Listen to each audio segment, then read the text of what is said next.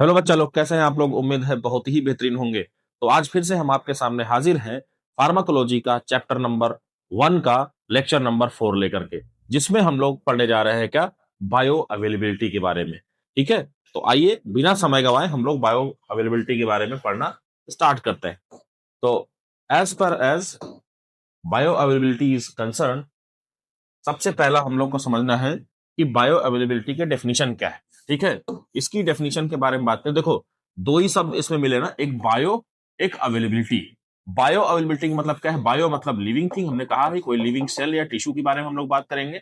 और अवेलेबिलिटी में तो कि वहां पर कितना अवेलेबल है ड्रग, है ना। जैसे कि हम लोग कोई ड्रग कंज्यूम करते हैं, 500 मिलीग्राम का मान लीजिए हम लोगों ने कोई ड्रग कंज्यूम किया, है ना, वो एक्टिव ड्रग के बारे में बात कर रहे हैं। तो वो एक्टिव ड्रग अगर हम ओरल रूट से लेंगे तो हमारे सिस्टमिक सर्कुलेशन यानी कि ब्लड सर्कुलेशन में कितना फाइनली पहुंचेगा। आपने 500 मिलीग्राम का टैबलेट खाया, जरूरी नहीं कि आपके ब्लड में 500 ही पूरा जाएगा। अगर आप ओरल रूट इस्तेमाल करते हैं तो आपको वहां पर क्या मिलेगा, उसका लगभग 60 से 80% मैक्सिमम ही ब्लड में पहुंच पाता है। रेस्ट कहां गया? 20 से 40%। वो ढेर सारा बीच में डिस्ट्रॉय होता है और उसमें से मेजर जो पोर्शन होता है वो फर्स्ट पास मेटाबॉलिज्म यानी कि लीवर उस ड्रग को मेटाबोलाइज कर ले जाता है। हमने आपको पिछली क्लासेस में बताया कि कोई भी ड्रग अगर आप ओरल रूट से या कोई भी फूड या कुछ भी आप कंज्यूम करते हैं तो before going to the blood circulation it goes to the liver. वो सबसे पहले लीवर में जाता है, लीवर उसको लेता है। इसीलिए कुछ भी आप अच्छा बुरा कुछ भी खाएंगे ओरल रूट से या पिएंगे तो सबसे पहला उसका इफेक्ट आपको लीवर पे ही मिलता है, क्योंकि वो लीवर के पास ही जाता है सबसे पहले। समझ में आ रहा है आपको? तो यहां पर ब्लड में कितना पहुंचेगा, अवेलेबल कितना होगा, उस ड्रग को ही हम लोग उस अमाउंट को उस ड्रग की शरीर में बायो अवेलेबिलिटी बोलते हैं। समझ में आ रहा है क्या? कितना अवेलेबल होगा वहां पर ड्रग कोई भी लिविंग सिस्टम के अंदर। लिविंग सिस्टम के अंदर का मतलब ब्लड सर्कुलेशन की बात यहां हम लोग करते हैं। जैसे डेफिनेशन के बारे में बात करें, क्या लिखा है? The rate and extent to which the active drug is absorbed from its doses form. जिस भी डोजेस फॉर्म में है वो, कैप्सूल, सिरप, सस्पेंशन, जिसमें भी है, and becomes available in systemic circulation. वो अवेलेबल होता है कहां पर? सिस्टमिक सर्कुलेशन यानी कि ब्लड सर्कुलेशन में, इन एन अनचेंज फॉर्म। जैसा इंटैक्ट फॉर्म में आपने लिया वैसा इंटैक्ट फॉर्म में वो एग्जैक्टली कहां पहुंचेगा, उसका केमिकल फॉर्म की बात हम कर रहे हैं। ब्लड में जितना पहुंचेगा वही बायोअवेलेबिलिटी होती है। It gives an idea how much of the administration dose actually reaches the blood in active form. कितना आपने ड्रग खाया है ना, उसकी बायोअवेलेबिलिटी कितनी है शरीर में, उस आधार पर ही हम लोग डिसाइड करते हैं कि वो कितना हमारे शरीर पे पहुंचेगा। तो कितना हम लोग को लेना चाहिए, इस हिसाब से बाहर कैलकुलेशन की जाती है हमेशा। हाँ, अगर हम लोग बात करें रूट ऑफ ड्रग एडमिनिस्ट्रेशन की, तो उसमें एक आईवी के बारे में हम लोगों ने चर्चा किया था, इंट्रावेनस। क्योंकि इंट्रावेनस जब वेन्स में आप कोई ड्रग डायरेक्टली दे देते हैं तो वो ब्लड में डायरेक्ट पूरा दे दे रहे हैं। इसीलिए कहा जाता है कि आईवी जो रूट है, एडमिनिस्ट्रेशन है, उसका जो बायोअवेलेबिलिटी आती है ये एब्सोल्यूट आती है, मतलब 100% बायोअवेलेबिलिटी उसकी मानी जाती है। ऐसा रेफरेंस माना जाता है। कुछ थोड़ा बहुत ड्रग तो वो सिरिंज और नीडल के अंदर भी बच जाती है, लेकिन इसी को हम लोग तब भी 100% मानते हैं। ठीक है, जैसे एग्जाम्पल तो हम लोग बात किया है। देखो, एक आईवी पैरासिटामॉल है जिसकी वायबिलिटी क्या है, 100% है। ठीक है, लेकिन अगर यही पैरासिटामॉल को हम लोग ओरल रूट से दे दें तो क्या हो जाएगा? Only 60 to 80% reaches blood due to what? Fast pass metabolism in liver, जिसके बारे में हमने चर्चा किया। इसमें से 20 से 40% उस पैरासिटामॉल को जो ओरल ड्रग से लिया गया है, ओरल रूट से लिया गया, सॉरी, तो वहां पर वो लीवर उसको मेटाबोलाइज कर ले जाता। इसका मतलब कि 60 से 80% ही हमारे ब्लड में पहुंचेगा। तो पैरासिटामॉल की अगर ओरल रूट के थ्रू हम लोग बायोअवेलेबिलिटी समझे तो वो इतना ही होती है। ठीक है क्या? तो ये एक जनरल आइडिया है बायो अवेलेबिलिटी का। आई होप आपको समझ में आ रहा होगा। आगे हम लोग बढ़ते हैं और पढ़ते हैं हम लोग कि इसका इंपॉर्टेंस क्या है। ठीक है, देखो इंपॉर्टेंस क्या है। It helps in deciding dose and route of administration. कितना डोज हमको लेना चाहिए, अमाउंट कितना है, डोज मतलब यहाँ पर अमाउंट की बात करते हैं, और कौन से रूट से लेना चाहिए। है ना, अगर मान लीजिए आपको ब्लड में 500 मिलीग्राम पैरासिटामॉल की जरूरत है तो या तो 500 मिलीग्राम का इंजेक्शन लगवा लीजिए, या तो आपको मालूम है कि 500 मिलीग्राम अगर आप ओरल रूट से लेंगे तो क्या हो जाएगा, वहां जाने के बाद वो कम हो जाएगा। अगर हम एवरेज 70% मान ले, अगर तो 70% 5 में जाएगा तो कितना? अगर मान लो 500 मिलीग्राम पैरासीटामॉल हम लोग ओरल रूट से ले तो ये कितना पहुंचेगा हमारे शरीर में, क्योंकि हम लोग कहा कि लगभग 70% जाएगा, तो ये 350 मिलीग्राम ही सिर्फ पहुंचेगा वहां पर। लेकिन अगर यही 500 मिलीग्राम, हम तो चाहिए कितना वहां पर, 500 मिलीग्राम, तो हम पहले से इसको उस रेशियो में बढ़ा के चलेंगे कि इसका जो बायो अवेलेबिलिटी है वो 500 लगभग पहुंच जाए, या तो फिर हमको इतना ही चाहिए तो हम ये ले लेंगे। अगर हमको 500 मिलीग्राम ही चाहिए हमको अंदर, और हम ओरल रूट नहीं कर रहे हैं, तो हम लोग इसको आईवी के थ्रू दे देंगे, क्योंकि आईवी में ये पूरा का पूरा 500 मिलीग्राम ही पूरा क्या हो जाएगा, एब्सॉर्ब हो जाता है वहां पर जाकर के। समझ में आ रहा है क्या, अवेलेबल हो जाता है एक्शन के लिए। अगला बात करें essential for bio equivalence studies. देखो ये bio availability and bio equivalence दो ऐसे टर्म है जिसके बारे में आपको समझना चाहिए। अगर आप हायर क्लासेस में पढ़ते हैं इसके बारे में, जैसे फार्मेसी में, बी फार्मा में, फार्माकोलॉजी वगैरह में, या फिर और भी ढेर सारे सब्जेक्ट्स में, बायो फार्मास्यूटिक्स जैसे सब्जेक्ट्स में इसका इस्तेमाल आता है, तो वहां पर इसको बीए बीई स्टडीज बोलते हैं। बीए बीई है ना, बीए मतलब बोले तो बायो अवेलेबिलिटी, बीई बोले तो बायो इक्विवेलेंस। समझे इसमें करते क्या है हम लोग। देखो बायो अवेलेबिलिटी के बारे में तो आपने समझ लिया ना, बायो अवेलेबिलिटी है क्या एक्चुअली में। बायो अवेलेबिलिटी मतलब जितना आपने ड्रग लिया उससे कितना लिया इससे मतलब नहीं है, लेकिन वो ब्लड में कितना पहुंचा, समझे, ये बायो अवेलेबिलिटी हुआ। अब बायो इक्विवेलेंस क्या है, बायो मतलब समझ गए, इक्विवेलेंस मतलब इक्वी मतलब कुछ इक्वल के बारे में कहा जा रहा है। इसमें करते क्या हम लोग, एक हम लोग स्टैंडर्ड ड्रग लेते हैं जिसको ब्रांडेड ड्रग भी बोल सकते हैं आप, है ना। उसके रेफरेंस में मान लीजिए कोई ड्रग आपको स्टडी आपको करना है, तो जो ब्रांडेड ड्रग का जो बायोबिलिटी होगा उसको रेफरेंस हम लोग 100% मान करके उसके कंपेरिजन में कोई जेनरिक ड्रग की बायोबिलिटी निकालें अगर, और अगर हम उसको मैच कराएं, स्टैंडर्ड हमारा है, इसको हम मैच कराएं कि भैया इसकी बायोबिलिटी कितनी आ रही है ना, और उसको बराबर करना है हमको, तो इस टाइप की स्टडीज को ही क्या बोलते हैं, बायो इक्विवेलेंस स्टडीज बोलते हैं। तो बायो अवेलेबिलिटी का रोल कहीं ना कहीं बायो इक्विवेलेंस स्टडीज में है। बायो इक्विवेलेंस स्टडीज की जरूरत कहां पड़ती है, जब कोई जेनरिक और ब्रांडेड ड्रग में आपको डाउट अगर आ जाए, है ना, आप केमिकल एनालिस्ट है और आपको डाउट आ जाए कि भैया ये जो ब्रांडेड है और ये जेनरिक है। कई बार ये समाज में बहुत गलत इसका मिसकंसेप्शन बनाया गया है कि जेनरिक ड्रग काम नहीं करती। हो सकता है उसके अंदर ये लूप होल हो, क्योंकि जेनरिक ड्रग बनाने वाली कोई ना कोई कंपनी है और कंपनी चीट कर सकती है ना। यूजुअली अगर स्टैंडर्ड फॉलो किया जाए, बीए बीई स्टडीज करने के बाद अगर उसको लाया जाए, तो जेनरिक और पेटेंटेड ड्रग या इस पे ब्रांडेड ड्रग्स जिसको आप समझ रहे हैं, इसमें कोई भी अंतर नहीं होता है। ठीक है, उसके एक्शन में कोई भी अंतर नहीं आए। जो काम ब्रांडेड ड्रग करेगी वही जेनरिक ड्रग भी करती है। ठीक है, लेकिन अगर उसकी बी स्टडीज स्टेबल की गई है तो। अगले बारे में बात की जाए तो bioavailability also guides for formulation design. Formulation कौन सा होना चाहिए, इस पे भी कई बार लोग बायोअवेलेबिलिटी को इंपैक्ट करते हैं। जैसे कोई टैबलेट बनाओगे कि इंजेक्शन बनाओगे कि पैच बनाओगे कि सस्टेन रिलीज टैबलेट कैप्सूल बनाओगे, तो इसमें कहां कहां पर कौन सा वाला रहेगा तो ज्यादा बायोअवेलेबिलिटी मिलेगी, वहां बायोअवेलेबिलिटी को डिजाइन, इसलिए हम लोग क्या बोल रहे हैं फॉर्मुलेशन डिजाइन के बारे में कि फॉर्मुलेशन कौन सा है ना। तो टैबलेट, इंजेक्शन, पैच, ये सब भी डिसाइड करने में बायोअवेलेबिलिटी का बहुत इंपैक्ट आता है। इट अवॉइड्स ट्रीटमेंट फेलियर, है ना। अगर ये पहले से स्टडी आप करे रहेंगे तो ट्रीटमेंट फेल होने के चांसेस नहीं रहेंगे, due to one underdosing और toxicity due to over bioavailability. इससे क्या होता है, अगर बायोअवेलेबिलिटी आपको पता है किसी ड्रग की, है ना, हालांकि जो मेडिकल प्रैक्टिशनर सोसाइटी में काम कर रहे हैं, प्रैक्टिस कर रहे हैं, उनको कहीं ना कहीं इसके बारे में जानकारी होनी चाहिए। कई बार जैसे मान लो मुझे फीवर हुआ या किसी को फीवर हुआ, और हमको मालूम है कि उसका एक डोज कैलकुलेशन का एक फॉर्मूला होता है। ठीक है, फर्स्ट ईयर में आप लोगों ने फार्मास्यूटिक्स में पढ़ा होगा, है ना, कि ढेर सारे फॉर्मूला है उसमें। एक बॉडी वेट के हिसाब से होता है ना, एक एक एज के हिसाब से भी होता है। अलग अलग साइंटिस्ट ने अलग अलग फॉर्मूला दिया है। एक्चुअली में हमको कितना ड्रग वो खाना चाहिए, ये हमारे बॉडी वेट या एज पर डिपेंड करता है ना। आमतौर पर जो बॉडी वेट वाला पैरामीटर है वो सही माना जाता है। अब मान लो कोई 50 किलो का लीन सा बंदा है, एडल्ट भले है, तो क्या करेंगे, उसको 500 मिलीग्राम तय कर रहा है। सेम उतने ही एज का एक बहुत सारा फैटी आदमी उसको कंज्यूम कर रहा है, तो क्या उतनी ही ड्रग वहां पर काम करेगी, नहीं करेगी, वो अंडर डोजिंग में आ जाएगा उसके लिए, है ना। तो बायो अवेलेबिलिटी से आपको क्या करेगा, इससे आप कर रहेंगे तो जो फेलियर का डर है वो नहीं रहेगा। कैसे, अंडर डोजिंग का एक फेलियर, अंडर डोजिंग की वजह से फेलियर होने के चांसेस ज्यादा है। अंडर डोजिंग मतलब जितना खाना चाहिए उतना नहीं ले रहे हैं, या फिर ज्यादा ले रहे हैं तो टॉक्सिसिटी हो जाएगी। टॉक्सिसिटी मतलब ओवर डोजिंग, समझे क्या। तो ये ओवर बायोअवेलेबिलिटी के वजह से हमको पता चल जाएगा बायोअवेलेबिलिटी कितना है वहां पर। समझ में आ रहा है क्या। तो ये सारे इसके इंपॉर्टेंस हम लोग को ध्यान में रखना है। अगर कोई पॉइंट में नहीं समझ में आ रहा है तो आप जरूर इस पे पूछिएगा तुरंत ही। ठीक है, next we will talk about types of bioavailability, है ना। हम लोग बायोअवेलेबिलिटी के बारे में जान गए। अब हम समझते हैं कि कितने तरह की बायोअवेलेबिलिटी हो सकती है। देखो, एक होती है एब्सोल्यूट बायोअवेलेबिलिटी, एक होती है रिलेटिव बायोअवेलेबिलिटी। एब्सोल्यूट मतलब वो एग्जैक्ट कितना है वहां पर, और उसके रेफरेंस में दूसरे ड्रग का हम निकालते हैं तो उसको हम लोग रिलेटिव बायो अवेलेबिलिटी बोलते हैं।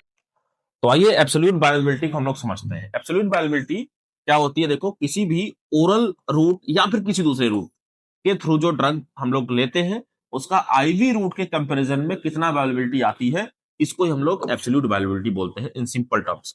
ठीक है, इसका फार्मूला के बारे में बात करें तो एब्सोल्यूट बायोअवेलेबिलिटी, बायोअवेलेबिलिटी को देखो कैपिटल एफ से डिनोट करते हैं हमेशा, ठीक है, इसलिए एफ एब्सोल्यूट लिखा गया है।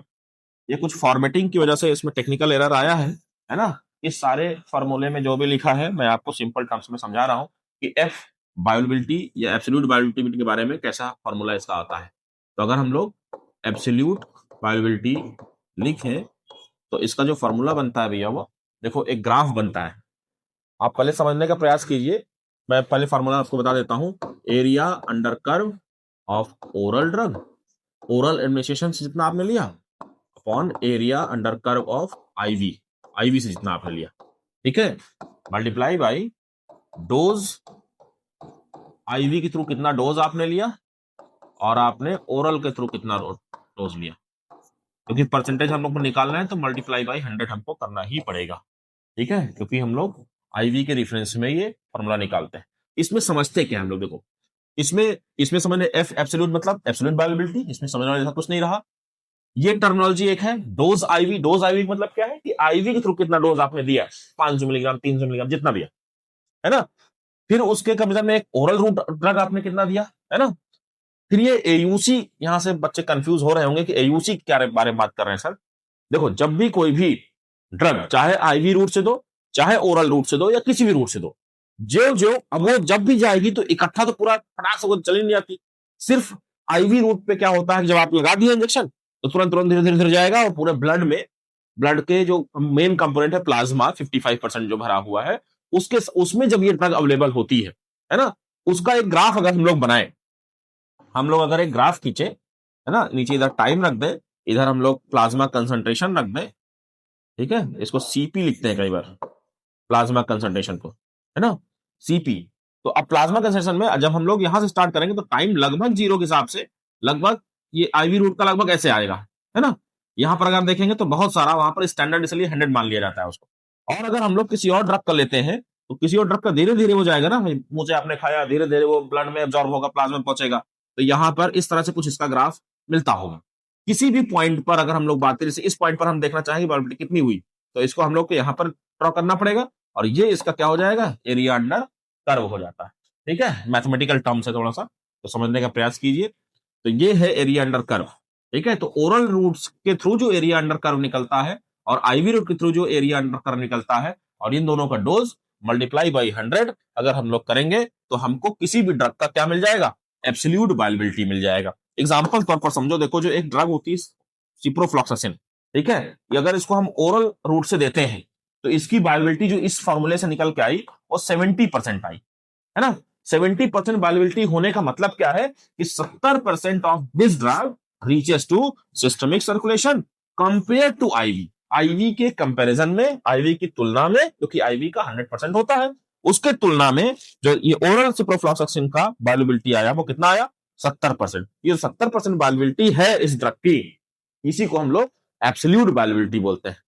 ठीक है क्या, इन जनरल टर्म्स आप समझे कि एब्सोल्यूट बायोअवेलेबिलिटी ही आपकी असली बायोअवेलेबिलिटी है। बायोअवेलेबिलिटी सोच करके जो भी दिमाग में आपके आता है उसी को हम लोग बोलते हैं। बस उसका रेफरेंस पॉइंट क्या होगा हमारे पास, आईवी रूट का सेम ड्रग, सेम ड्रग जब आईवी रूट से दिया जाएगा तो उसको 100% बायोअवेलेबिलिटी माना जाएगा, उसके रेफरेंस में किसी भी दूसरे रूट से हम लोग उसकी बायोअवेलेबिलिटी निकाल लेंगे। समझ में आ रहा है क्या आपको। तो ये है हमारा एब्सोल्यूट बायोअवेलेबिलिटी। आगे हम बढ़ते हैं और दूसरे वाला रिलेटिव बायोअवेलेबिलिटी के बारे में चर्चा करते हैं। ये रिलेटिव बायोअवेलेबिलिटी क्या है, देखो it measures bioavailability of two formulations of same drug, उसी ड्रग का दो फॉर्मुलेशन हमने लिया, ठीक है।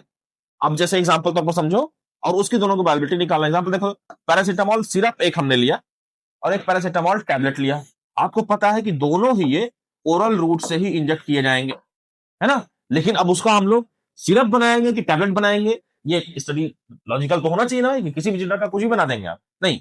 इसका क्या करेंगे, इन दोनों की बायोअवेलेबिलिटी जो हम लोग निकालते हैं, ठीक है, तो क्या मिलता है हमको, syrup has higher relative bioavailability, syrup के पास क्या होता है, उसकी बायोअवेलेबिलिटी ज्यादा आती है बिकॉज इट डिसॉल्व फास्टर। सिर्फ इसका लॉजिक क्या है कि टैबलेट बनाओगे तो सॉलिड डोजेस फॉर्म है, सॉलिड डोजेस फॉर्म रहेगा तो वो स्टमक में जाने के बाद क्या होगा, डिसइंटीग्रेट होना स्टार्ट करेगा, टूटना स्टार्ट करेगा। लेकिन सिरप को तोड़ने जैसा कुछ नहीं है, उसके सारे कंपोनेंट ऑलरेडी टूटे हुए हैं, तो थोड़ा सा कम समय बचेगा, है ना, मतलब थोड़ा कम समय लगेगा इसमें, कम समय लगेगा तो क्या हो जाएगा, टूटने में कम समय लग रहा है, इसका मतलब कि एब्जॉर्प्शन जल्दी से अवेलेबल हो जाएगा वो, है ना, तो एब्जॉर्ब होकर के वो प्लाज्मा के अंदर अवेलेबल हो गया। इसीलिए कह रहे हैं कि रिलेटिव बायोलेबिलिटी इसकी सिरप फॉर्म में जब था टैबलेट, सॉरी पैरासिटामॉल, तो उसकी बायोलेबिलिटी ज्यादा थी, और जब टैबलेट फॉर्म में पैरासिटामॉल था तो उसकी रिलेटिव बायोलेबिलिटी कम थी। यहां हम ये नहीं कह रहे कि पैरासिटामॉल टैबलेट या पैरासिटामॉल की बायोलेबिलिटी, नहीं, पैरासिटामॉल टैबलेट और पैरासिटामॉल सिरप। इसीलिए यहां पर ये ध्यान देने की बात है कि सेम ड्रग होना चाहिए वहां पर, ठीक है, और रूट भी सेम होना चाहिए, ड्रग सेम कर दो, है ना, ड्रग सेम और रूट भी सेम, फिर फॉर्मुलेशन अलग अलग, डिफरेंट क्या है फिर, फॉर्मुलेशन, ठीक है, डिफरेंट, ठीक है, ये रिलेटिव बायोलिबिलिटी में आएगा। और जो एब्सोल्यूट बायोलिबिलिटी में था उसमें ड्रग तो सेम थी, रूट क्या था, डिफर कर रहा था, ठीक है, फॉर्मुलेशन कुछ भी कर दो। तो यहां पर यह ध्यान देने की बात है कि जो रूट है,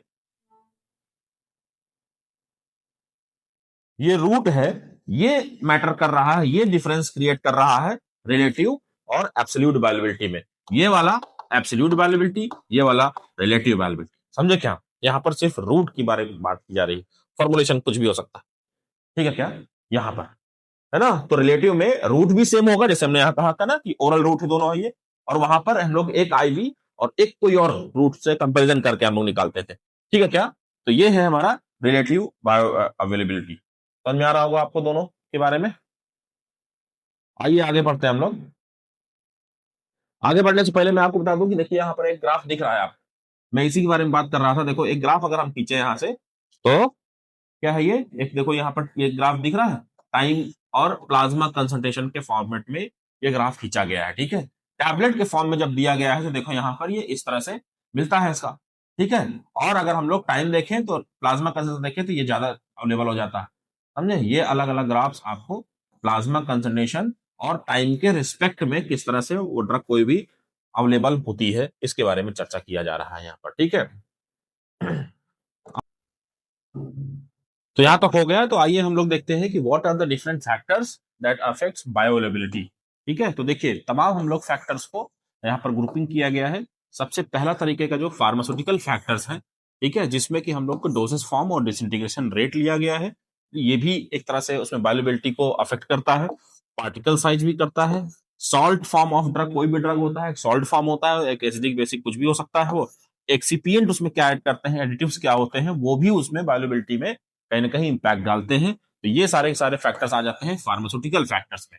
दूसरा फिजियोलॉजिकल फैक्टर्स, मतलब बॉडी से रिलेटेड क्या चीजें अलग अलग है, जैसे सबसे पहला हम लोग बात करें रूट ऑफ एडमिनिस्ट्रेशन की, तो किस रूट से हम लोग दवाई ले रहे हैं उस पर भी बायोअवेलेबिलिटी डिपेंड करती है, जैसे आईवी रूट है, ओरल रूट है, कैसे आप लेंगे कैसे नहीं लेंगे, है ना। एक गैस्ट्रो इंटेस्टाइनल मोटिलिटी के बारे में यहाँ बात करते हैं कि जीआईटी पूरे में हमारे गैस्ट्रो इंटेस्टाइनल ट्रैक्ट जो है उसके अंदर कांटेक्ट टाइम में ड्रग कितना देर तक रुक रहा है, जैसे मान लीजिए डिसेंट्री के केस में हुआ, लूज मोशन के केस में, मान लीजिए कोई आपने दवा टैबलेट खाया लेकिन लूज मोशन भी आपको हो रहा है, जल्दी से जल्दी वो शरीर से बाहर निकल जाएगा, जब शरीर से बाहर निकल जाएगा तो वहां पर कम समय तक के लिए रहा, कम समय के लिए, तो एब्जॉर्प्शन के लिए कम समय मिलेगा। In the same way gastro intestinal pH है, एंजाइमेटिक एक्टिविटी जीआईटी में किस तरह से इंपैक्ट डालती है बायोअवेलेबिलिटी में, फूड किस तरह से इंपैक्ट डालता है, जहां से एब्जॉर्ब करा रहे हैं हम लोग उसका ब्लड फ्लो उस साइड का कैसा है, और ये फर्स्ट पास मेटाबॉलिज्म जो लीवर के थ्रू होता है, ये सब भी किस तरह से बायोअवेलेबिलिटी को अफेक्ट करते हैं, इसके बारे में हम लोग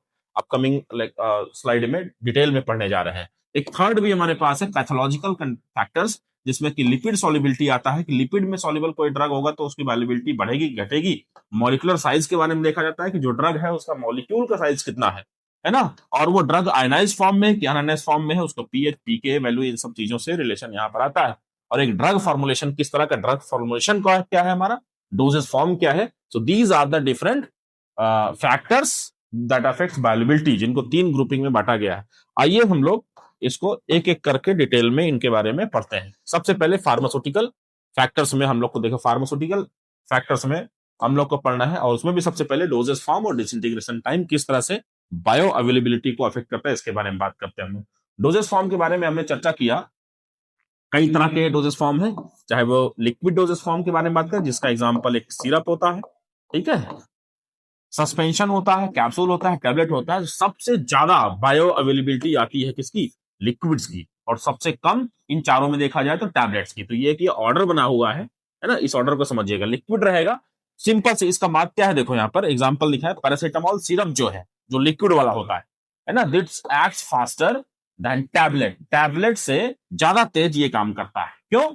because no disintegration is required, क्योंकि यहां पर डिसइंटीग्रेशन होने के चांसेस है ही नहीं है कुछ, क्योंकि टैबलेट होगा तब तो डिसइंटीग्रेट करेगा। डिसइंटीग्रेशन का मतलब इतना होता है कि जो टैबलेट जैसे बनते हैं तो ग्रेनुल्स उसके बनते हैं, और ग्रेनुल्स क्या होते हैं, उसको उसी को चिपका करके आपस में क्या बनाया जाता है, टैबलेट का रूप दिया जाता है। तो टैबलेट जब बन गया, अब उसमें डिसइंटीग्रेशन होगा तो वो सारे ग्रेनुल्स अलग अलग होंगे, ग्रेनुल्स के अंदर एपीआई है लगभग, है ना, उस प्रोसेस को डिसइंटीग्रेशन बोलते हैं। और लिक्विड्स के केस में, क्योंकि वो जो जितने भी एपीआई के मॉलिक्यूल्स हैं वो सब ऑलरेडी डिसॉल्व स्टेट में है, तो उसको अलग अलग होने के लिए कोई यहाँ पर रिक्वायरमेंट नहीं है। तो इस तरह से डोजेस फॉर्म और डिसइंटीग्रेशन रेट इसका क्या करता है, इसको अफेक्ट करता है, किसको? बायो अवेलेबिलिटी को। ठीक है क्या? अगला हम लोग देखते हैं पार्टिकल साइज किस तरह से इंपैक्ट डालता है। तो पार्टिकल साइज के बारे में देखिए, आपको समझ में आना चाहिए। अगर वो किसी भी ड्रग का पार्टिकल्स अगर बहुत स्मॉलर साइज के हैं, तो उसके स्मॉलर साइज का होने का मतलब क्या है, सरफेस एरिया उसका ज्यादा हो जाएगा। सरफेस एरिया ज्यादा होने से उसका डिसोल्यूशन क्या हो जाएगा, फास्टर हो जाएगा। फास्टर डिसॉल्व होने से क्या होगा, फास्टर एब्जॉर्प्शन उसका अच्छा होगा। अच्छा एब्जॉर्प्शन होने से क्या होगा, जल्दी एब्जॉर्ब होने से उसकी बायोअवेलेबिलिटी बेटर मिलेगी हमको। तो इस तरह से पार्टिकल साइज भी मैटर करता है। क्यों? क्योंकि बायो अवेलेबल होने के लिए किसी न किसी बायो मेम्ब्रेन को उस ड्रग को क्रॉस करना ही पड़ेगा। और बायो मेम्ब्रेन में अपने खुद के कुछ पोर्स पाए जाते हैं, ठीक है, उन पोर्स का भी अपना साइज होता है। उससे कम साइज में रहेंगे या बहुत कम साइज में रहेंगे तो इजिली अंदर जाकर के एब्जॉर्ब आउट हो जाएंगे, है ना। और अगर उससे बड़े साइज के होंगे तो रुक जाएंगे, इसलिए स्मॉलर साइज का होना ही फायदेमंद है। जैसे एक ड्रग होती है ग्लिसियोफिल्मिन, अगर ये माइक्रोनाइज्ड फॉर्म में है तो इसकी बायोअवेलेबिलिटी हायर आती है than non micronized form. Micronized form होने का मतलब है कि उसके जो पार्टिकल्स हैं वो माइक्रोन रेंज तक के छोटे कर दिए, 10⁻⁻⁶ मीटर तक उसको हम लोग कम कर देते हैं, ठीक है। तो माइक्रोनाइज्ड ग्लिसियोफिल्मिन उसको बोलते हैं। तो इस तरह से पार्टिकल साइज भी बायोअवेलेबिलिटी को क्या करता है, इंपैक्ट डालता है उस पर। अगर पार्टिकल साइज कम होगा तो बायोअवेलेबिलिटी बढ़िया, ज्यादा होगी तो बायोअवेलेबिलिटी क्या हो जाएगी, उस ड्रग की कम हो जाएगी। तीसरा हम लोग बात करें सॉल्ट फॉर्म ऑफ ड्रग। तो सॉल्ट फॉर्म होना बहुत जरूरी है। देखिए different salts have different solubility. देखिए अलग अलग टाइप के जो सॉल्ट्स होंगे उसकी सॉल्युबिलिटी क्या होती है, अलग अलग होती है। जैसे एग्जांपल तौर पर एम्पिसिलिन सोडियम के बारे में बात करूं तो एम्पिसिलिन सोडियम ये क्या होता है, वाटर में इसकी सॉल्युबिलिटी ज्यादा होती है।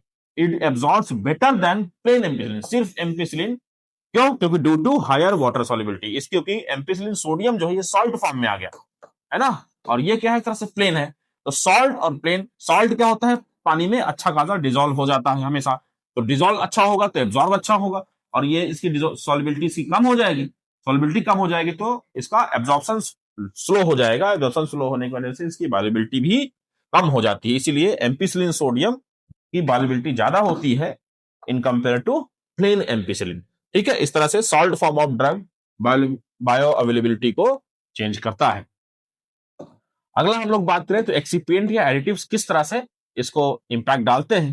तो यहां पर हम लोग बात करते हैं कि सम बाइंड और स्लो डाउन रिलीजेस, है ना, और कुछ कुछ इसमें से एक्सिपिएंट उसे बाइंड कर जाते हैं और स्लो डाउन को क्या करते हैं, रिलीज को उसके स्लो डाउन कर देते हैं। रिलीज मतलब किस तरह से वो रिलीज आउट होता है। एग्जाम्पल तौर पर बात करें हम लोग तो मैग्नीशियम स्टीरेट है, जो कि एक टैबलेट्स में इस्तेमाल किया जाता है, और ये क्या करता है, एज ए बाइंडिंग एजेंट इस्तेमाल किया जाता है, मतलब ग्रेनुल्स को बांधने के लिए इस्तेमाल करते हैं। और ये किस तरह से होता है, ये रिटार्ड कर सकता है जिसको, डिसोल्यूशन को। रिटार्ड करने मतलब डिसोल्यूशन को स्लो डाउन कर देना, डिक्रीज कर देना, जिसकी वजह से क्या होगा, एब्जॉर्प्शन इसका स्लो डाउन हो जाएगा। एब्जॉर्प्शन स्लो डाउन होगा तो बायो अवेलेबिलिटी भी क्या हो जाएगी, कम हो जाएगी इसकी। तो इस तरह से अगर एक्सिपिएंट और ऐड करते जाएंगे तो उसकी बायोअवेलेबिलिटी क्या होती जाएगी, कम होती जाएगी due to its binding nature. ठीक है क्या? तो ये एक्सिपिएंट और एडिटिव्स के बारे में हम लोगों ने बात किया। तो these are the different pharmaceutical factors जिसके बारे में हम लोगों ने बात किया। अब हम लोग बात करने जा रहे हैं किसके बारे में, बायोलॉजिकल फैक्टर्स के बारे में। ठीक है, बायोलॉजिकल फैक्टर्स कौन कौन से हैं, जिसमें से सबसे पहला हम लोग को पढ़ना है रूट ऑफ ड्रग एडमिनिस्ट्रेशन। देखिए कौन से रूट को आप सेलेक्ट करेंगे ड्रग को शरीर में पहुंचाने के लिए, ये बहुत इंपॉर्टेंट है। जैसे हम लोग बात करते हैं आईवी रूट की, तो आईवी की बायोअवेलेबिलिटी कितनी होती है? 100% मानी जाती है।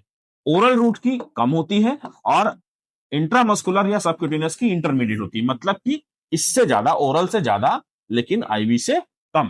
ठीक है, एग्जाम्पल तौर पर प्रोप्रेनोलॉल के बारे में बात करें तो प्रोप्रेनोलॉल जो ओरल रूट से दिया जाता है इसकी बायोअवेलेबिलिटी लगभग 30% ही आती है। क्यों? क्योंकि लगभग इसका जो 70% हिस्सा है वो लीवर के थ्रू मेटाबोलाइज हो जाता है, फर्स्ट पास मेटाबॉलिज्म हो जाता है उसका। ठीक है, इसलिए इसका रूट डिसाइड होना जरूरी है, क्योंकि अगर इसको ओरल रूट से देंगे तो ये नुकसान, ठीक है, आईवी रूट से देंगे तो पूरा पूरा हो जाएगा। समझा रहे हैं? प्रोप्रेनोलॉल एक तरह की cardio selective beta blocker category की ड्रग होती है। यहां पर आपको अलग अलग रूट्स के बारे में चर्चा किया जा रहा है। अगला हम लोग देखें तो जीआईटी की मोटिलिटी कैसी है। ठीक है, इस पे हम लोग बात करते हैं। अगर उसकी मोटिलिटी तेज होगी, मोटिलिटी मतलब उसके अंदर किस तरह से मूवमेंट हो रहा है, तो तेज होगी इसका मतलब कि एब्जॉर्प्शन होने का कम समय मिलेगा।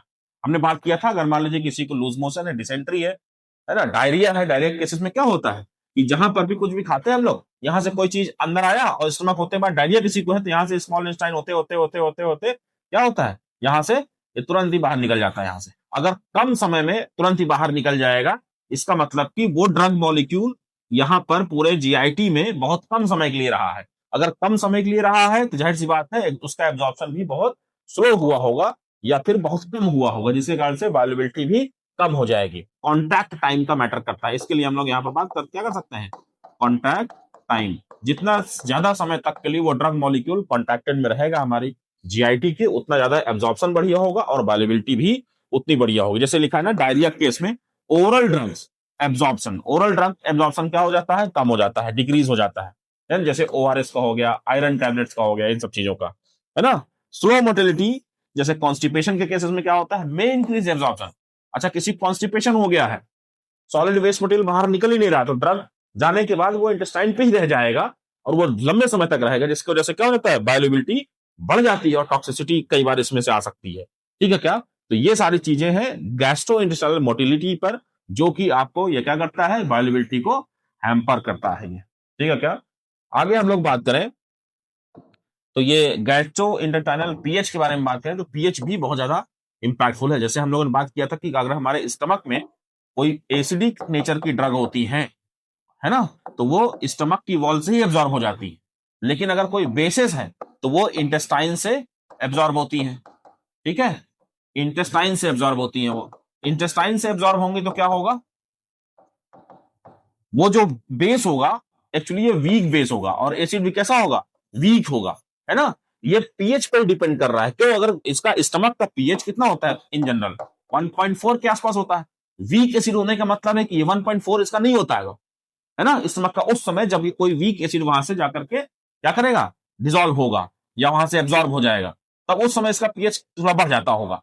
और यहां पर हम लोग बात करें तो इसका 7.4 के आसपास से लेकर के 8.4 के आसपास का पीएच यहां पर इंटेस्टाइन में पाया जाता है। इसलिए वीक बेसिस वहां पर जाकर के यहां से एब्जॉर्ब हो जाते हैं इजिली। एग्जाम्पल तौर पर समझे तो एस्पिरिन जो है एक तरह का वीक एसिड है और ये स्टमक में बड़ी आसानी से एब्जॉर्ब हो जाता है, तो इसकी बायोअवेलेबिलिटी भी बढ़ जाएगी। लेकिन अगर किसी हम लोग बेसिक ड्रग के बारे में बात करें, जैसे एट्रोपिन के बारे में बात करें, इसकी बायोअवेलेबिलिटी थोड़ी कम आएगी। क्यों? क्योंकि इसको अभी नीचे जाना पड़ेगा। क्यों? क्योंकि इसका एब्जॉर्प्शन स्मॉल इंटेस्टाइन से होगा। समझ में आ रहा है क्या? एल्कलाइन पीएच में होगा। तो इस तरह से ये जो पीएच है ये भी बहुत इंपॉर्टेंट फैक्टर अदा करता है। जैसे यहाँ पर देखो लिखा है ना, ये स्टमक में पीएच 1.4 से लेकर 3.5 तक जाता है। ठीक है, और ये स्मॉल इंटेस्टाइन यहाँ नहीं है भैया, स्मॉल इंटेस्टाइन यहाँ है। ठीक है, और इसका पीएच कितना होता है, यहाँ पर गड़बड़ यहाँ मेंशन किया गया है, 7 से लेकर 8.5 तक का होता है। ठीक है, लार्ज इंटेस्टाइन का, ये लार्ज इंटेस्टाइन यहाँ का पीएच होता है 6 से 7 के आसपास तक। ठीक है क्या? आगे हम लोग बढ़ते हैं। पीएच के बाद हम लोग देखते हैं कि एंजाइमेटिक एक्टिविटी क्या है, क्या दिक्कत पैदा कर सकती है वहां पर। आपको पता है कि ड्रग्स जो होते हैं वो कुछ ड्रग्स होते हैं जो एंजाइम्स वो क्या कर सकते हैं, क्योंकि एंजाइम्स का काम ही होता है ब्रेक डाउन करना। एंजाइम्स को हम लोग बायो कैटलिस्ट बोलते हैं, है ना। किसी भी बायोलॉजिकल रिएक्शन को, बायोकेमिकल रिएक्शन को कैटलाइज करने के लिए एंजाइम्स का इस्तेमाल किया जाता है। और ये जब भी कोई भी ड्रग खाएंगे तो तमाम एंजाइम्स उसमें एक्शन कर सकता है और उसको डिस्ट्रॉय कर सकता है। इसलिए एंजाइम्स कौन सा मौजूद है कौन सा नहीं मौजूद है उसके ऊपर डिपेंड करते हैं हम लोग। जैसे हम लोग एग्जाम्पल तौर पर ले इंसुलिन, है ना, जितने भी डाइजेस्टिव एंजाइम हैं ये सारे के सारे मिल करके इंसुलिन को क्या करते हैं, डिस्ट्रॉय कर देते हैं। दिस इज द रीजन कि इंसुलिन को हम लोग ओरली नहीं लेते हैं, नॉट गिवन ओरली। इसका हमेशा से इंजेक्शन के फॉर्म में लिया जाता है। क्यों? क्योंकि ओरली लेंगे तो ढेर सारे डाइजेस्टिव एंजाइम्स हैं और ये जाकर के इंसुलिन को ब्रेक डाउन कर डालेंगे एकदम से। जैसे यहाँ पर अमाइलेज के बारे में बात करें, लाइपेज के बारे में बात करें, प्रोटीएज के बारे में बात करें, तो ये सब एक दूसरे को क्या करेंगे, तोड़ डालेंगे। ठीक है, क्या समझ में आ रहा है? तो इस तरह से एंजाइमेटिक एक्टिविटी भी दिक्कत पैदा कर देती है बायोअवेलेबल होने के लिए किसी ड्रग के लिए। अगला हम लोग बात करें तो फूड इन स्टमक, स्टमक में फूड क्या रोल करता है। तो फूड के बारे में, फूड का नेचर कैसा है, उस हिसाब से ये इंक्रीज भी कर सकता है, डिक्रीज भी कर सकता है। किसको? एब्जॉर्प्शन को, है ना। कैन इंक्रीज और डिक्रीज द एब्जॉर्प्शन। जैसे एग्जांपल तौर पर बात करें हम लोग तो ग्लिसियोफिल्विन एक ड्रग है ना, जिसका एब्जॉर्प्शन अच्छा होता है अगर आप फैटी मील कंज्यूम कर रहे हैं, तो लिपिड सॉल्युबल फैट, तेल घी ज्यादा खा रहे हैं, तो ग्लिसियोफिल्विन को इसके साथ ही हमेशा से कहा जाता है कि ग्लिसियोफिल्विन को लेने के लिए आपको ये सब चीजें लेनी चाहिए। अगर टेट्रासाइक्लिन्स आपकी दवाइयों में शामिल है कहीं ना कहीं, तो कहा जाता है कि उसका दूध के साथ उसको मत लीजिए। क्यों? क्योंकि दूध में जो मौजूद कैल्शियम है, कैल्शियम इसके साथ चिलेट्स बना लेता है, एक तरह से कॉम्प्लेक्स कंपाउंड बना लेता है। उसकी वजह से इसका एब्जॉर्प्शन क्या हो जाता है, थोड़ा स्लो डाउन हो जाता है, कम हो जाता है। इसीलिए टेट्रासाइक्लिन के साथ दूध को अवॉइड किया जाता है हमेशा से। आयरन की टैबलेट की बात किया जाए तो आयरन की टैबलेट हमेशा से खाली पेट देना ज्यादा अच्छा है, क्योंकि often given with food to decrease gastric irritation, है ना। आमतौर पर आयरन टैबलेट्स को कहा जाता है खाली पेट देना चाहिए और जिससे कि एब्जॉर्प्शन बढ़िया हो। लेकिन उसका एक साइड इफेक्ट ये है कि अगर आप खाली पेट देंगे तो गैस्ट्रिक इरिटेशन हो सकता है, थोड़ा बहुत जलन हो सकती है। इसलिए हल्का फुल्का खाने के बाद आयरन टैबलेट्स लिया जा सकता है। बहुत हैवी खाने के बाद आयरन टैबलेट लेने का कोई मतलब नहीं निकलेगा, क्योंकि उसका एब्जॉर्प्शन क्या हो जाएगा, बहुत ही कम हो जाएगा। ठीक है क्या? तो इस तरह से कोई भी फूड इंपैक्ट डालता है किसी भी ड्रग के, कितना परसेंट वो बायो अवेलेबल होगा कि नहीं होगा। ठीक है, अगला हम लोग देखें इसी में तो blood flow at the site of absorption भी इंपैक्ट डालता है। ज्यादा ब्लड फ्लो रहेगा तो जाहिर सी बात है एब्जॉर्प्शन बढ़िया होगा। एग्जांपल तौर पर सबक्यूटेनियस रूट से जो इंसुलिन ली जाती है वो जल्द। फिर इसके बाद हम लोग एक आखिरी देख लेते हैं, सातवां फर्स्ट पास मेटाबॉलिज्म, जो कि प्री सिस्टमिक मेटाबॉलिज्म है। कोई भी दवाई जब हम लोग के यहाँ एब्जॉर्ब होती है जीआईटी से, तो उसमें लीवर में सिस्टमिक सर्कुलेशन जाने से पहले लीवर में पार्शियल उसका मेटाबॉलिज्म हो जाता है। मतलब उसका फर्स्ट, इसी को बोलते हैं फर्स्ट पास मेटाबॉलिज्म, सबसे पहले मेटाबॉलिज्म यहाँ हो जाता है। जैसे एग्जांपल तौर पर नाइट्रोग्लिसरीन के बारे में बात करें तो ऑलमोस्ट कंप्लीट, मतलब 100% ये ड्रग अगर आप ओरल रूट से लेंगे तो लीवर इसको पूरा पूरा खा जाएगा, मेटाबोलाइज कर जाएगा। खा जाने का मतलब, है ना, पूरे तरीके से जब इसको कंज्यूम कर लेगा तो इनफेक्टिव हो जाएगी ये ड्रग। नाइट्रोग्लिसरीन अगर आप ओरल रूट से देंगे तो इनफेक्टिव हो जाएगी। मतलब इसीलिए इसको क्या दिया जाता है, सबलिंगुअली, जीभ के नीचे से, सबलिंगुअल ग्लैंड्स के नीचे से इसको रखा जाता है ना, नाइट्रोग्लिसरीन। हार्ट अटैक के केस में इसका बहुत ज्यादा रोल होता है, इसीलिए इसको जल्दी यहीं से रख दिया जाता है, क्योंकि वो अंदर जाएगा तो उसका लीवर से 100% वो मेटाबोलाइज हो जाएगा। प्रोप्रेनोलॉल ये ड्रग है, ये है, इसका भी हाई फर्स्ट पास मेटाबॉलिज्म देखा जाता है। 30% ही खाली ये अवेलेबल है, मतलब कि 70% मेटाबॉलिज्म इसका लीवर कर देता है, 30% बचता है जो ब्लड में जाता है हमारे। और अगर मॉर्फिन के बारे में बात करें तो 25% ही ब्लड में अवेलेबल होता है। इसका मतलब कि 75% इसको लीवर मेटाबोलाइज कर ले जाता है। तो इस तरह से भी जितना लीवर मेटाबोलाइज करेगा उतना बायो अवेलेबिलिटी उस पर्टिकुलर ड्रग की ब्लड के अंदर क्या हो जाएगी, कम होती जाएगी। तो इसीलिए फर्स्ट पास मेटाबॉलिज्म जितना कम होगा उतना बायोअवेलेबिलिटी बढ़िया आती है, ये आप समझ सकते हैं। ठीक है, तो ये हमारा पूरा फिजियोलॉजिकल फैक्टर्स है। इसके आगे हम लोग बात करने जा रहे हैं पैथोलॉजिकल फैक्टर्स के बारे में। ठीक है, पैथोलॉजिकल फैक्टर्स, जैसे हम लोग किसी डिजीज के बारे में बात की। डिजीज में जैसे किसी को डायरिया है, डायरिया केस में क्या होता है कि एब्जॉर्प्शन डिक्रीज हो जाता है। क्यों? क्योंकि वहां पर क्या होता है, कॉन्टैक्ट टाइम कम मिलता है। कॉन्टैक्ट टाइम किसी भी ड्रग के लिए क्या हो जाता है, कम हो जाता है। तो एब्जॉर्प्शन कम, एब्जॉर्प्शन कम तो बायोअवेलेबिलिटी कम। समझा रहा है? एक कंडीशन है एक्लोरहाइड्रिया, जहां पर गैस्ट्रिक एसिड क्या होते हैं, लो या ऑलमोस्ट नील हो जाता है, लगभग खत्म हो जाता है ना। उस कंडीशन को एक्लोरहाइड्रिया मेडिकल टर्मिनेशन में दिया गया है।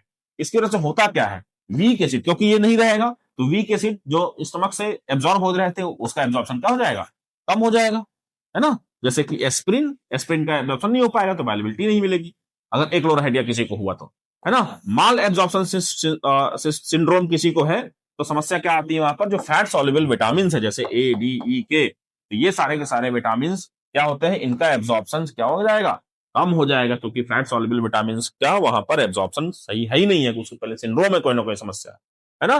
तो इस तरह से ये समस्या आती है। यहाँ पर देखिए तीनों कंडीशन को अच्छे समझाया गया है। नॉर्मल जो एसिड यहाँ पर होना चाहिए, ये नॉर्मल कंडीशन पर एसिड को दिखाया जा रहा है, और ये हाइपोक्लोरहाइड्रिया है, मतलब उसमें एसिड का मात्रा कम हो जाना। ये देख रहे हैं आप, ये जो ग्रीन कलर से दिखाया जा रहा है ये एसिड का कंटेंट दिखाया जा रहा है, ठीक है। और ये ए क्लोरहाइड्रिया, जहां पर देखो ग्रीन है ही नहीं है, मतलब कि एसिड नहीं है यहाँ, समझे। तो ये तीनों कंडीशन स्टमक से रिलेटेड है। इसको नॉर्मल, इसको हाइपोक्लोरहाइड्रिया, इसको ए क्लोरहाइड्रिया बोलते हैं। एक कई बार इससे ज्यादा भी ग्रीन जा सकता है यहाँ पर, है ना। ये ग्रीन जहां तक दिख रहा है आपको, इससे ज्यादा चला जाएगा, इस कंडीशन को बोलते हैं हम लोग क्या, हाइपर क्लोरहाइड्रिया, हाइपर क्लोरहाइड्रिया। तो क्लोरहाइड्रिया से रिलेटेड तीन टर्मिनोलॉजी याद रखिए, हाइपर क्लोरहाइड्रिया, हाइपोक्लोरहाइड्रिया और ए क्लोरहाइड्रिया, ठीक है क्या। ये सारी चीजें हैं जिसमें गैस्ट्रोइंटेस्टाइनल डिजीजेस के बारे में हम लोगों ने चर्चा कि जीआईटी से रिलेटेड तमाम डिजीज है, तो किस तरह से वो ड्रग के बायो अवेलेबिलिटी पर इफेक्ट डालते हैं। आगे हम लोग बात करें दूसरा, लीवर डिजीज। तो लीवर के बारे में पता है भाई आपको, अगर लीवर का मेटाबॉलिज्म इंपेयर्ड हुआ, मतलब लीवर मेटाबोलाइज ना कर पाया, तो बायोअवेलेबिलिटी क्या हो जाएगी बताइए, बढ़ जाएगा ना। क्यों, क्योंकि लीवर ही तो उसको कंज्यूम कर ले रहा था और जाने सा। एग्जाम्पल तौर पर देखो, प्रोप्रानोलॉल के बारे में हम लोगों ने बात किया है ना, has increase bioavailability in cirrhosis. अब हम लोगों ने देखा पीछे कि उसकी बायोअवेलेबिलिटी कितनी थी, मात्र 30% थी। 70% तो लीवर उसको कंज्यूम कर ले रहा था ना। लेकिन अब लीवर के साथ क्या हो जाएगा, लीवर को सिरोसिस हुआ है, बीमारी हुई है उसको, तो 70% जो ले रहा था वो नहीं लेगा, तो क्या हो जाएगा, बायोअवेलेबिलिटी उसकी बढ़ जाएगी बहुत ज्यादा, ठीक है। इसीलिए अगर हम लोग फर्स्ट पास मेटाबॉलिज्म रिड्यूस्ड होगा तो बायोअवेलेबिलिटी ऐसे ड्रग्स की बढ़ जाएगी। यहाँ पर फैटी लीवर डिजीज के बारे में यहाँ पर चर्चा की जा रही है। हेल्दी लीवर को आप देखेंगे तो कुछ इस कलर का आपको दिख रहा होगा, है ना, अच्छा सा ब्राइटन सा रेडिश कलर का। अगर फैटी लीवर किसी को हुआ है तो यहाँ पर हल्का हल्का गॉबलेट सेल्स आने लगती है, फैट सेल्स डिपॉजिट होने लगती हैं, जिनको गॉबलेट सेल्स के नाम से जाना जाता है, समझे। ये येलोइश नेचर आता है। इसके बाद लीवर में सिरोसिस होने के बाद ऐसा सा फूल फूल जाता है एकदम से, और इस समय पर लीवर क्या होता है, काम करना थोड़ा कम कर देता है। सिरोसिस के बाद भी एक लीवर की क्रॉनिक कंडीशन आती है जिसको हम लोग बोलते हैं फाइब्रोसिस। किसी भी ऑर्गन पर ये हो सकता है। जब फाइब्रोसिस होता है तो एकदम स्टोन लाइक हार्ड हो जाता है कोई भी ऑर्गन हमारा। फाइब्रोसिस होने का मतलब ये है, ठीक है। तो आप एक नॉर्मल है, फिर एक फैटी लीवर है, फिर एक सिरोसिस हुआ और फाइब्रोसिस हो गया, ठीक है। सिरोसिस में ही कई ये बहुत खतरनाक बीमारी बन जाती है। एक्यूट से लेकर क्रॉनिक तक होती है। इसमें ढेर सारा लिक्विड पस बन जाता है और जिसको निकाला जाता है बहुत खतरनाक तरीके से। तो लीवर डिजीज के बारे में बात करें, ठीक है। ये सारे फैक्टर्स के बारे में हम लोगों ने चर्चा किया कि these are the different factors, जिसमें हम लोगों ने फार्मास्यूटिकल और पैथोलॉजिकल और एक फिजियोलॉजिकल, ये तीन तरह से हम लोगों ने देखा कौन कौन से फैक्टर उसको बायोअवेलेबिलिटी को हैम्पर करते हैं। अब हम लोग देखने जा रहे हैं कि बायोअवेलेबिलिटी का क्लिनिकल एप्लीकेशन क्या है भाई, कि हम इसको मेडिकल या किसी भी पेशेंट के डिजीज ट्रीटमेंट में कहाँ इसका रोल हो सकता है। तो एक तो सबसे पहले हम लोग बात कर लेंगे डोज एडजस्टमेंट में, है ना। आपको पता रहेगा कि कोई ड्रग का बायोअवेलेबिलिटी कितना है, तो कितना डोज उसको देना चाहिए नहीं देना चाहिए उसको हम लोग पहले से एडजस्ट कर सकते हैं। जैसे ओरल डोज जो रहता है वो जनरली हायर दिया जाता है देन किससे, आईवी डोज से। जैसे मॉर्फिन की मैंने बात किया, क्योंकि ओरल डोज के लिए मारो अभी समस्या आ जाएगी वहां पर, क्यों ज्यादा दिया जाता है, क्योंकि यहाँ पर लीवर मेटाबोलाइज करता है, फर्स्ट मेटाबॉलिज्म होता है। चॉइस ऑफ रूट यहाँ पर डिपेंड करता है, चॉइस ऑफ रूट कौन सा ले रहे हैं आप। जैसे नाइट्रोग्लिसरीन सबलिंगुअली दिया जाता है ओरल के जगह पर, क्योंकि ओरल दोगे तो 100% ये पूरा पूरा लीवर ही ले लेता है उसका। फॉर्मुलेशन डिजाइन, कौन सा फॉर्मुलेशन बनाएंगे आप, sustain release tablet develop to maintain drug level, drug level को लगातार मेंटेन करने के लिए सस्टेन रिलीज या कंट्रोल रिलीज भी बोला जाता है इसको कहीं ना कहीं। तो उसको हम लोग इस तरह से फॉर्मुलेशन डिजाइन करके अप्लाई कर सकते हैं बायोअवेलेबिलिटी का कॉन्सेप्ट। जेनरिक ड्रग अप्रूवल के लिए भी आपको यहाँ पर देखना पड़ेगा। हमने बात किया था बीए और बीई स्टडीज के बारे में, बायोअवेलेबिलिटी बायो इक्विवेलेंस स्टडीज के लिए। तो अगर आप जेनरिक ड्रग बना रहे हैं और बनाने के बाद उसको चाहते हैं कि मार्केट में लॉन्च हो जाए, तो किसी भी ब्रांडेड ड्रग के साथ, देखिए ब्रांडेड ड्रग आप लीजिए और ब्रांडेड ड्रग का क्या निकाल लीजिए, बायोअवेलेबिलिटी निकाल लीजिए। इसको रेफरेंस मानते हुए अपनी एक ड्रग लीजिए जो आप जेनरिक ड्रग है, इसका आप बायोअवेलेबिलिटी निकालिए और बायोअवेलेबिलिटी इस तरह से इंप्रूव करिए कि इसके लगभग बराबर आ जाए, ठीक है। मतलब कि 80% इसके कंपैरिजन में 80% से लेकर के 125% तक के रेंज में अगर इसकी बायोअवेलेबिलिटी आती है, then this generic drug will be approved for the market, ठीक है। तो इस तरह जेनरिक ड्रग अप्रूवल में भी बायोअवेलेबिलिटी का कॉन्सेप्ट इस्तेमाल हो सकता है। तो ये अलग अलग भाई क्लिनिकल एप्लीकेशन है बायोअवेलेबिलिटी का। आगे हम लोग बात करेंगे, जितना हमने पढ़ाया आज के दिन में आपको, उसको जल्दी से समराइज करते हैं हम लोग और खत्म करते हैं आज का लेक्चर। अगर कोई समस्या आ रही हो तो बताइएगा। जितना हमने बताया है वो हमें शॉर्टकट में आपको टेबलेटेड फॉर्म में दिए दे रहे हैं, एकदम से रिफाइंड करते हुए। देखिए यहाँ पर ढेर सारे फैक्टर्स मैं लिखूंगा, यहाँ पर क्या होगा, उसके बायोअवेलेबिलिटी पर क्या फर्क पड़ेगा, यहाँ पर एग्जांपल बात करेंगे, यहाँ पर रीजन बात करेंगे हम लोग, ठीक है। सबसे पहला अगर हम बात करें डोजेस फॉर्म का, तो डोजेस फॉर्म में हमने पढ़ा है कि सॉल्यूशन का बायोअवेलेबिलिटी सबसे ज्यादा होता है और टैबलेट्स का सबसे कम, ठीक है। जैसे एग्जांपल तौर पर पैरासिटामोल सिरप और पैरासिटामोल टैबलेट में से सिरप जो होगा वो जल्दी ब्लड में अवेलेबल हो जाएगा। यहाँ पर नो डिसइंटीग्रेशन, क्यों, इसका रीजन है क्योंकि यहाँ पर डिसइंटीग्रेशन की कोई भी जरूरत नहीं होती, डिसइंटीग्रेशन की जरूरत ही नहीं है यहाँ पर, ठीक है। पार्टिकल साइज के बारे में बात करें तो जो स्मॉल पार्टिकल साइज होंगे और जो लार्ज पार्टिकल साइज होंगे उसमें से स्मॉल वाला जल्दी से जल्दी बायो अवेलेबल हो जाएगा, मतलब ब्लड में अवेलेबल हो जाएगा जाकर के वो एब्सॉर्ब होने के बाद, और लार्ज पार्टिकल वाला रह जाएगा। इसी का एग्जांपल हमने बात किया था कि जो माइक्रोनाइज्ड ग्लिसरोफिल्मिन है, ठीक है, उससे होता क्या है ना, ये स्मॉल होने से हो जाता है भाई, सरफेस एरिया बढ़ जाता है, surface area, absorptive surface area जिसको बोलते हैं, एब्जॉर्प्शन बढ़ जाएगा वहां से तो बायोअवेलेबिलिटी बढ़ जाएगी। सॉल्ट फॉर्म के बारे में हमने कहा कि सॉल्ट फॉर्म किसी का होगा तो वाटर में उसकी सॉल्युबिलिटी क्या हो जाती है, बढ़ जाती है, और सॉल्युबिलिटी बढ़ जाने से एब्जॉर्प्शन बढ़ जाता है, एब्जॉर्प्शन बढ़ जाने से बायोअवेलेबिलिटी बढ़ जाती है, ठीक है, क्या बायो अवेलेबिलिटी बढ़ जाती है। जैसे एग्जांपल तौर पर एम्पिसिलिन सोडियम ने बात किया था, मोर सॉल्युबल इन वाटर, क्योंकि ये पानी में ज्यादा सॉल्युबल होता है इसलिए ऐसा होता है। एक्सिपिएंट्स के बारे में, जितना एडिटिव आप डालते जाएंगे उससे क्या होगा, डिसोल्यूशन कम होता जाएगा, डिसोल्यूशन कम हो जाएगा। एग्जांपल तौर पर हम लोग देखें, जैसे मैग्नीशियम स्टेरेट है, टैबलेट्स में जब इसको हम इस्तेमाल करते हैं तो डिसोल्यूशन क्या होता जाता है, कम होता जाता है। डिसोल्यूशन कम होगा तो बायोअवेलेबिलिटी कम होगी, ठीक है, क्यों, क्योंकि एब्जॉर्प्शन कम हो जाता है। रूट के बारे में लोग बात करें तो हमने चर्चा किया था कि आईवी रूट का बायोअवेलेबिलिटी सबसे ज्यादा, ओरल रूट का सबसे कम। क्यों सबसे कम, क्योंकि यहाँ पर लीवर फर्स्ट पास मेटाबॉलिज्म करा देता है, फर्स्ट पास मेटाबॉलिज्म। एग्जांपल तौर पर पैरासिटामोल अगर हम आईवी रूट से दें तो वो जल्दी जल्दी उसकी बायोअवेलेबिलिटी 100% मैक्सिमम आती है, ओरल रूट से देंगे तो बहुत कम आती है। क्यों, क्योंकि यहाँ पर आईवी जो है वो एब्जॉर्प्शन को बाईपास कर देता है, ठीक है, एब्जॉर्प्शन की जरूरत नहीं पड़ती वहां पर, ऑटोमेटिकली जो आप आईवी रोड से कोई भी ड्रग शरीर में पहुंचा रहे हैं तो वो as a whole direct blood भी तो जा रहा है, तो एब्जॉर्ब होने की कोई बात ही नहीं करते वहां पर। जीआईटी मोटिलिटी के बारे में बात करें हम लोग, तो अगर जीआईटी मोटिलिटी फास्ट है, ठीक है, तो बायोअवेलेबिलिटी क्या हो जाएगी, कम हो जाएगी। जीआईटी मोटिलिटी है ना, डायरिया केस में अगर वो तेजी तेजी सब लूज मोशन हो रहा है किसी को तो बायोअवेलेबिलिटी कम हो जाएगी, अगर ये स्लो है तो बायोअवेलेबिलिटी क्या हो जाएगी, हाई हो जाएगी। ये दोनों का अपोजिट एक्शन चलता है। Diarrhoea decreases iron absorption, diarrhoea है तो आयरन का एब्जॉर्प्शन कम हो जाता है। उसका सिंपल रीजन है कि कांटेक्ट टाइम क्या मिलता है उसका, बहुत कम मिलता है, ठीक है क्या। जीआईटी के पीएच के बारे में बात करें तो एसिड जो वहां पर है, एसिड क्या करता है, वीक एसिड के एब्जॉर्प्शन को फेवर करता है, इसलिए वीक एसिड्स जल्दी वहां से एब्जॉर्ब हो जाती हैं, जल्दी एब्जॉर्ब हो जाएंगे तो बायोअवेलेबिलिटी भी उनका ज्यादा मिल जाएगा। इसलिए लिखा है एस्पिरिन स्टोमा, अनआयनाइज्ड फॉर्म जो होते हैं वो जल्दी से जल्दी एब्जॉर्ब हो जाते हैं।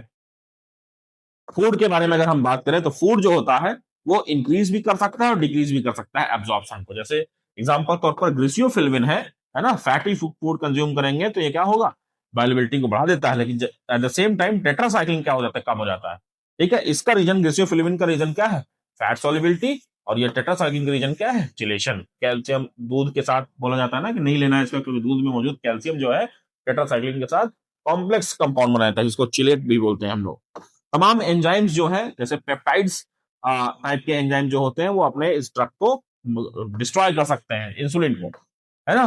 तो इंसुलिन इस तरह से क्या है, क्यों क्यों इसकी क्योंकि ये हाइड्राइज हो जाता है जीआईटी में, मतलब जीआईटी में जाने पर तमाम एंजाइम्स आकर के इंसुलिन को डिस्ट्रॉय कर देते हैं, ठीक है क्या। इस तरह से एंजाइम्स का एक्शन मिलता है तो बायोअवेलेबिलिटी क्या हो जाती है, कम हो जाती है। फर्स्ट पास इफेक्ट के बारे में बात करें तो फर्स्ट पास इफेक्ट जितना बढ़िया होगा बायोअवेलेबिलिटी उतनी कम होती जाएगी। फर्स्ट पास इफेक्ट मतलब first pass metabolism by the liver.